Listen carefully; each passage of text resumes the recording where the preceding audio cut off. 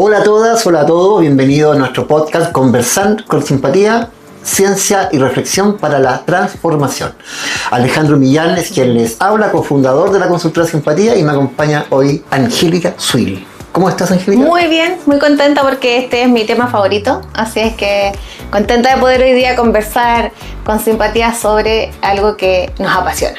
Oye, ¿por qué favorito? Me sorprendiste con este es mi tema favorito. Es que ha sido una aventura esto de qué vamos a conversar a propósito. Claro, mi tema favorito no lo habíamos mencionado. Contexto, obviedad, no hemos dicho nada. Qué bueno, sí. Y tiene que ver con lo que vamos a conversar después. El tema que vamos a hablar hoy día es liderazgo en terreno con foco en la seguridad. Este es el tema, y ahora Angélica le va a explicar por qué es su tema de favorito.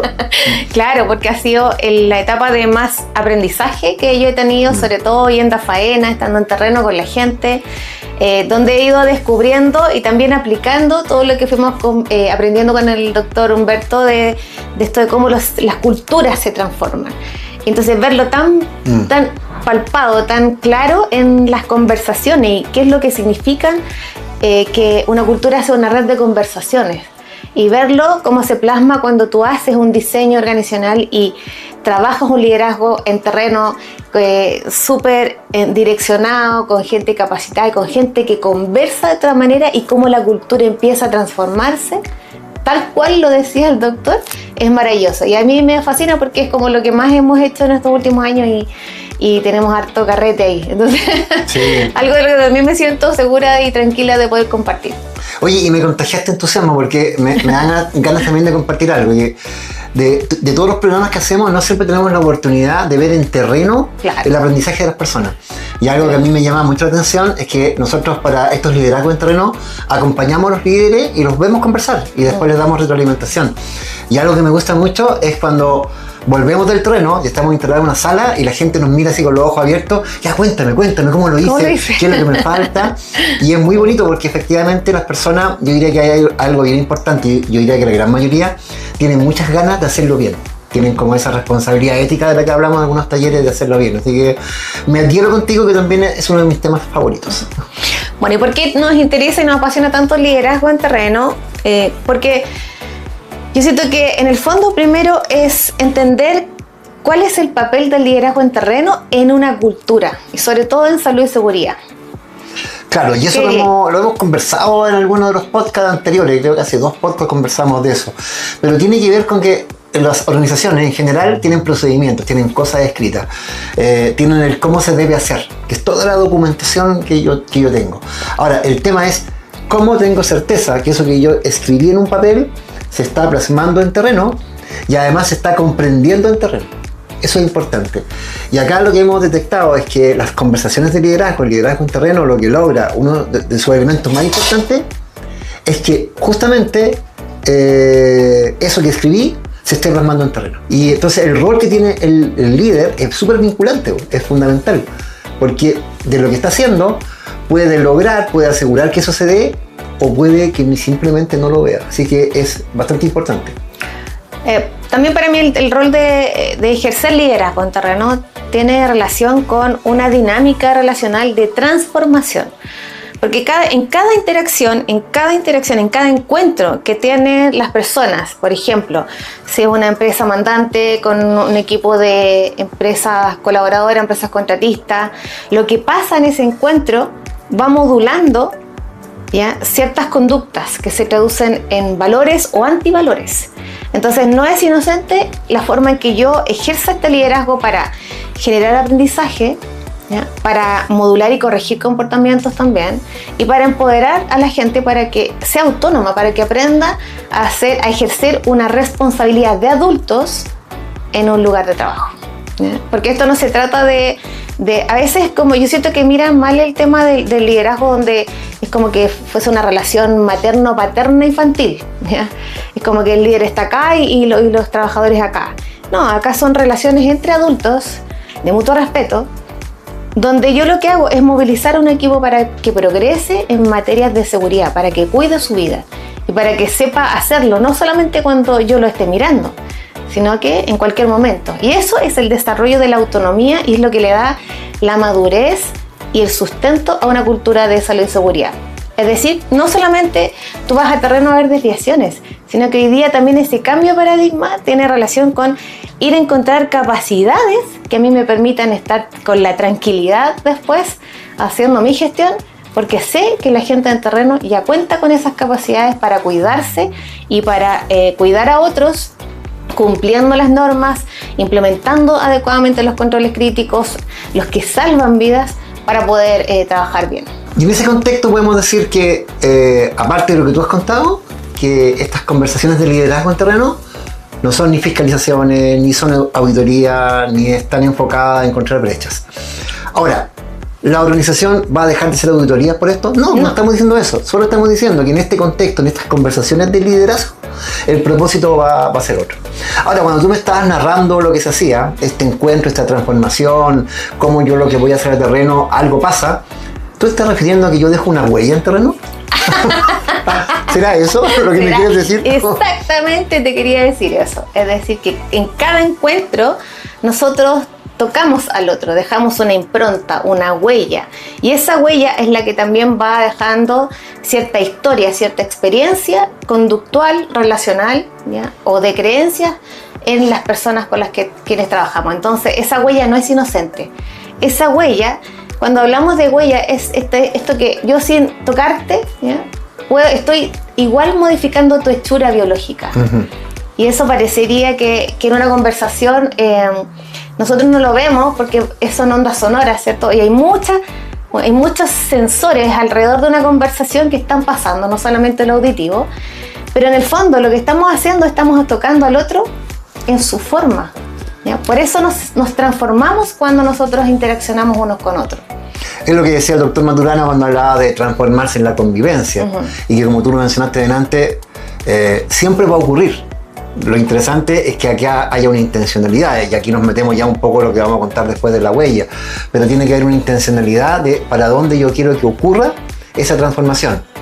Pero si yo no tengo ningún propósito, igual en el contacto se va a producir una transformación. De hecho, muchas personas, las conductas que tú ves en una cultura dictan o van reflejando mucho la relación y las interacciones que tenían la gente en terreno.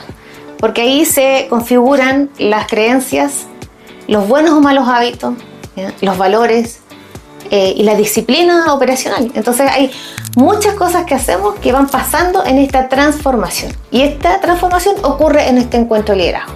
Oye, pero Ale, ¿por qué no contamos cómo llegamos a esta huella? ¿Ya? Porque esta huella tiene una historia que no es menor, no es poca cosa, como dicen. No es poca cosa, es una historia además de observación en terreno. Porque lo que nos fuimos fijando cuando tuvimos estas primeras aproximaciones al tema de la seguridad y a estas conversaciones en terreno, acompañando a personas a interactuar, nos dimos cuenta que aparecía mucho el tema de la receta. Uh-huh. O sea, usted hace esto y se va a producir esto, tipo manual de autoayuda. Tenemos el manual de Cortapalo de cómo ejercer liderazgo en terreno. El 1, 2, 3 de... El manual de Cortapalo. Para la gente de este siglo que no sabe, pero ese es un manual que tenían los scouts ahí, que había recetas para absolutamente todo. Y claro, para una cosa como el manual de Cortapalo, sí, pues es importante una receta de cómo usted debe hacer fuego, pero para generar motivación en seres humanos no funciona igual. Entonces nosotros nos encontrábamos, de hecho yo me acuerdo una vez que fuimos a terreno y unas personas me hablaban del sándwich. Es que yo apliqué el sándwich, yo no entendía qué es lo que era el sándwich. Y pasa que lo que había aprendido es que había una técnica que se llama el sándwich, que usted tiene que decir una cosa buena, al medio colocar una cosa mala y después le tenía que poner una cosa buena. Y ahí tenía yo el sándwich de estos tres elementos. Pero ahí perdíamos algo, perdíamos la comprensión de que los seres humanos reaccionamos de forma distinta, nos pasan cosas distintas. Por lo tanto, empezamos a descubrir que así como estaba ese tema del sándwich, también el reconocimiento se daba como una receta. Entonces, en algún minuto tengo que hacer reconocimiento. Y el reconocimiento era cualquier cosa que no tenía ninguna vinculación con el trabajo que las personas estaban haciendo en terreno, como lo podía tener. Pero también se daba como receta. O estas fórmulas 3-1, dile 3 cosas buenas y una oportunidad de mejora, porque esa es la receta que va cambiando la conducta. ¿En qué tiempo anduvimos con eso? Hay un modelo matemático con el tema de las 3 buenas y una mala. Claro, entonces después, ¿qué es lo que pasa? Que eso pierde yo digo, efecto en la gente, porque como no somos iguales, no todos nos pasa lo mismo. Y lo otro es que ya la gente decía, bueno, ya me viene, yo ya sé que viene, me viene a decir 3 cosas buenas y una mala y está por cumplir. Entonces no había cosa que alejase más a las personas que hacían práctica de liderazgo en terreno que saber que las personas no eran genuinas, que en realidad no estaban haciendo su pega por cumplir y no porque en realidad le importase lo que al trabajador o la trabajadora le ocurre en terreno. Claro. Y entonces, a partir de ahí, lo que fuimos descubriendo es que más que darte una receta específica de lo que tienes que hacer momento a momento, era más adecuado hablar de momentos dentro de la conversación. Momentos donde tú tienes que intencionar ciertas conductas, ciertas acciones. Ahora, la forma en que tú las intencionabas va a depender ya de la conversación. Y ahí construimos, dijimos, mira, va a haber una huella. ¿Y por qué huella? Porque cada vez que interactúo dejo algo en terreno que es propio. Y esta huella va a tener momentos. 7 momentos, a veces hemos puesto 8 momentos, hemos variado por ahí. Y lo que vamos a conversar es, hoy día, ¿de cuántos momentos vamos a hablar de? Vamos a hablar de 2 momentos importantes. Eso es como las cereales, dejamos los 6 para el próximo capítulo. Los otros 5 o 6 los vamos a ir pasando en los próximos episodios de Conversar con Simpatía. Porque en esta huella, en el fondo, lo que queremos plasmar es que la huella es un modo de relacionarse.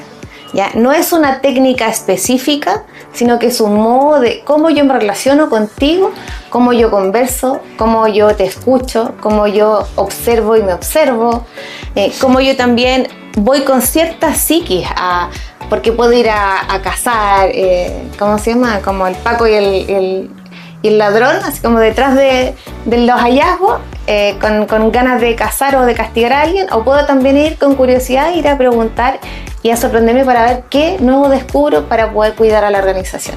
Entonces, es un modo de convivir, de relacionarse con la seguridad y con las personas que ejercen la seguridad. Entonces, no es una técnica donde yo te diga el 1, 2, 3 y hago este manual de cortapalos de cómo ir, porque eso nos dimos cuenta después de como varios años de implementar estos programas de observadores de conducta, ¿te acuerdas? Hace como 15 años atrás, que en el fondo a la gente lo que alejaba las prácticas era que sentían que le estaban aplicando una receta, ¿sí? Y eso no había algo, yo sentía que la gente lo sentía falso, lo sentía lejano, lo sentía hipócrita, y todo eso hacía que la experiencia, ¿ya?, se alejase de lo que realmente era el foco, que era transformarse para que ambos tuviesen más conciencia de seguridad, más cuidado de seguridad y aprendieran juntos. Pero en el fondo se transformaba en una plática de cómo estás haciendo y yo cómo te estoy mirando que tú trabajas, ¿ya? Pero en el fondo, no con sentirse cómodo de que el otro me está cuidando, sino que el otro me está evaluando, ¿ya? Y me está encontrando todo lo malo. Y eso la gente perdía la relación en la conversación y no quería seguir conversando. Y si a eso le agregamos que estamos en culturas verticales, donde hay un mando y donde a lo mejor la persona que me va a llegar a observar en la línea jerárquica está sobre mí, se refuerza. Si además la conversación no es genuina, se va a reforzar que tú, por más que me estés diciendo que no me vas a evaluar y que es una conversación abierta, pero yo me siento evaluado. Y si más encima esto va teniendo así como pasos súper estrictos, cerrados, se produce ese efecto. Y ahí lo que veíamos era que efectivamente la gente estaba presente, tenía que estar, era una instancia para estar, pero no participaba, hablaban poco, salían pocos temas y se terminaba transformando en una charla motivacional a veces. Un monólogo. Súper buena, una charla motivacional súper bonita acerca de la seguridad. Pero después cuando le preguntábamos a la gente, oye, ¿cuánto habló la gente? ¿Cuál fue el porcentaje en que hablaste tú y que hablaron los observados? Debería decir la gente, hablé todo el rato. ¿Y qué escuchaste? No sé, no le pregunté. Sí. Oye, ¿y qué pasó? Vamos a revisar hoy día. Oye, sí, vamos a hablar de dos. Hablemos de 2 cosas, ¿te parecen? Solo 2. Planificar y observar C, con guión C. Ya. Y esto es algo que nosotros nos fuimos dando cuenta que en distintas prácticas que tú haces en terreno, en salud y seguridad, tienes distintos propósitos y focos. Por lo tanto, planificar, a veces nosotros veíamos que la gente planificaba con muchos errores. ¿Cuáles eran estos principales errores del momento de planificar? Por ejemplo, no tener el foco claro de lo que yo iba a observar. Escoger los lugares simplemente porque me quedaban cerca, porque estaban a la mano, o donde yo sabía que ese lugar me iba a ser facilito hacerlo, porque estaba todo como bien hecho. No tener foco en lo crítico, no tener, claro, qué es lo que había ocurrido en esos lugares que a mí me hacía interesante ir ahí. No tener como un catastro data de qué es lo que había ocurrido, de cuáles son los eventos que se repetían más. Por ahí aparecían algunas cosas que tenían que ver con la planificación. Otra cosa, los errores que vemos más presentes en el momento de planificar es no asignarle el tiempo adecuado al tipo de interacción que yo voy a hacer. Por ejemplo, no es lo mismo si yo voy a hacer, por ejemplo, una confirmación de proceso o una verificación de control crítico o una observación conductual de seguridad. Tienen propósitos, sentidos y focos distintos y tienen tiempos distintos también. Y cuando yo no me doy el tiempo, no lo agendo y tampoco agendo a los otros, no busco ni planifico adecuadamente los tiempos adecuados para cada propósito, ¿ya? Porque una interacción puede durar 15 minutos hasta 1 hora y media dependiendo de lo que yo voy a ir a revisar y el sentido que tiene cada interacción, ¿ya? Por lo tanto, también no asignarle el tiempo adecuado es uno de los mayores errores, porque pasa algo también que nosotros subestimamos muchas veces el tiempo. Es como que empieza a actuar nuestro piloto automático de eficiencia, claro. De que creemos que vamos a hacerlo todo en un plazo mucho más reducido. Oye, a mí me pasa cuando yo empiezo a decir, no, si en media hora llego. No, y no es media hora, son 50 minutos, pero yo en mi cabeza pienso que lo voy a hacer. Y no es así. Es capaz. me acuerdo de un par de personajes que eran así. Sí. Bueno, y eso pasa también cuando yo, por ejemplo, quiero ir a revisar, verificar un control crítico, ¿ya? Ver cómo está implementado, si la gente lo comprende, si en realidad existen nuevas propuestas de mejora. Entonces yo tengo que tener el tiempo adecuado para poder revisar con la calidad adecuada cada una de las rutinas, ¿ya? Que es distinto a lo mejor que, por ejemplo, si yo voy a hacer una práctica de liderazgo, ¿ya? de rutina, donde yo voy a hacer una observación de conducta y condiciones, a lo mejor que no voy a verificar un control crítico en profundidad, salgo a terreno, pero salgo con un propósito. Independiente que yo a lo mejor lo planifique 5 o 10 minutos antes de la salida, pero yo ya tengo el foco y el objetivo hacia dónde quiero ir, por qué quiero ir y cómo también voy a hacer ese encuentro. Entonces la planificación no es una cosa que hay que dejar al azar. Hay que darse el tiempo para planificar con tiempo. Yo recuerdo un liderazgo que acompañamos y estábamos entrando al lugar donde íbamos a hacer la observación, y cuando estábamos entrando la persona me dice, ya Alejandro, tengo claro cuál va a ser mi foco porque acabo de observar algo en las camionetas que me acaba de preocupar, así es que allá va a estar mi foco. Pero, y fue en ese minuto, y ahí en ese minuto, entre que llegábamos a conversar, la persona además se planificó un par de preguntas, un par de elementos que le quería preguntar a la gente, pero existió esa planificación. Y además, este tema del tiempo, por el respeto al tiempo de los lugares donde voy a trabajar. Uh-huh. Porque yo estoy sacando a la persona de su espacio de trabajo, entonces también es importante que esa conversación sea provechosa para ambas partes. Y así como la planificación es uno de los elementos importantes de esta huella, porque habla del respeto, habla del foco, habla de la calidad con que yo lo voy a hacer, también hay otra cosa importante que tiene que ver con, nosotros le llamamos el momento de observar-C, ¿ya? Es observar-C, observar-C. ¿Y de qué trata este momento? Claro, y aquí tengo otro momento donde es bien importante, porque no solamente yo me coloco en el plano que yo voy a observar algo afuera, sino que también me observo a mí mismo, y desde el momento de la planificación. Yo me puedo observar, por ejemplo, cuáles son mis sesgos, cuál es mi preparación, en qué estado anímico voy a hacer ese tipo de observación, y también observarme durante el liderazgo que estoy ejerciendo, qué es lo que me está pasando. Entonces es un proceso mutuo que va para los dos lados. Ahora esto es re importante porque si yo me estoy observando, por ejemplo, además puedo estar viendo si me estoy arrancando de mi planificación, si me estoy yendo para otro espacio, como nos pasa mucho en estos podcasts. Pese a que tenemos cosas anotadas por ahí, torpedo, pero siempre nos tendemos a ir, y ahí tiene que ver con un tema de observarnos, de ver si lo estamos haciendo en forma... Si estamos apegados a nuestra planificación, en definitiva. Algo importante a propósito del observarse, porque cuando nosotros vamos a terreno, el observarse no es durante todo. Yo tengo que estar pendiente de mí todo el rato mientras estoy haciendo la interacción. Ya, esta práctica de liderazgo es una experiencia, y esa experiencia va a depender también mucho si yo soy consciente de cómo estoy ejerciendo ese liderazgo. Entonces significa ser consciente cuando yo sé en qué emocionando.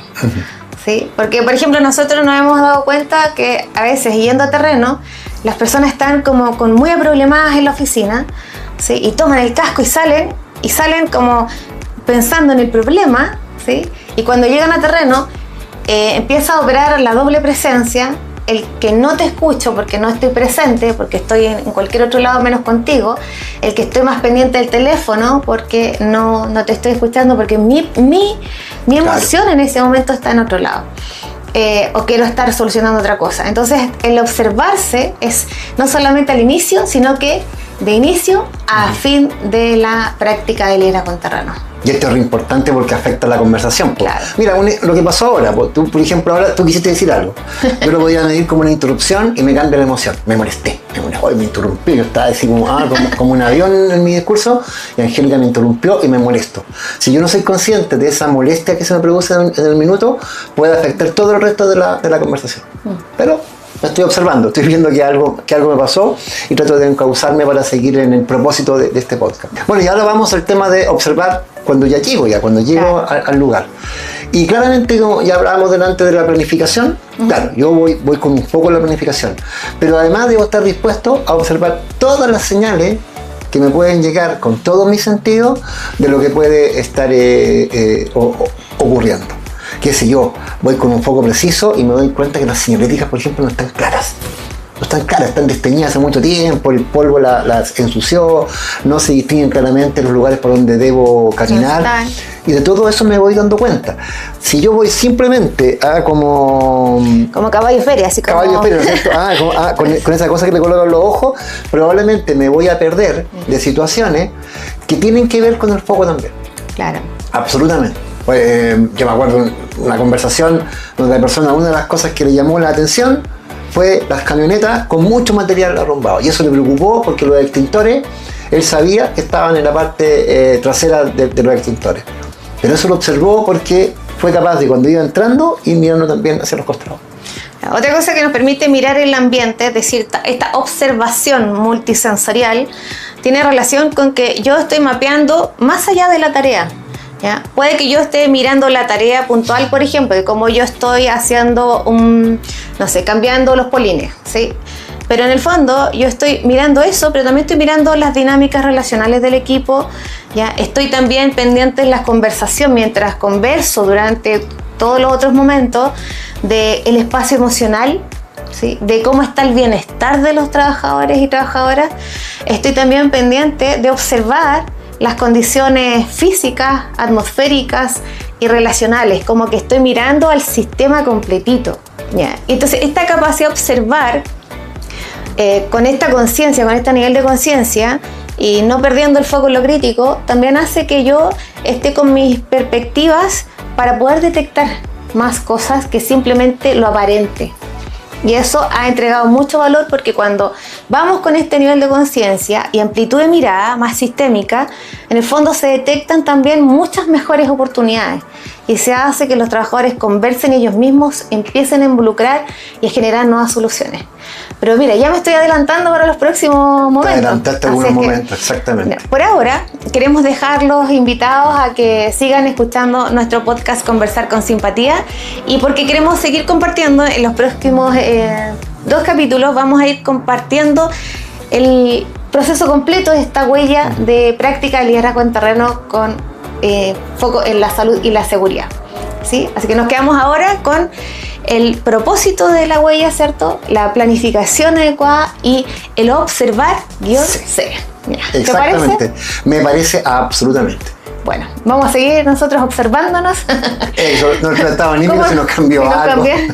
Nos cambió el eje. Nos cambió el eje amoroso. Muy bien, nos vemos entonces, que estén muy bien. Síganos en nuestras redes en @simpatiaconsultores. Nos vemos hasta el próximo episodio. Chao, que estén muy bien. Chao.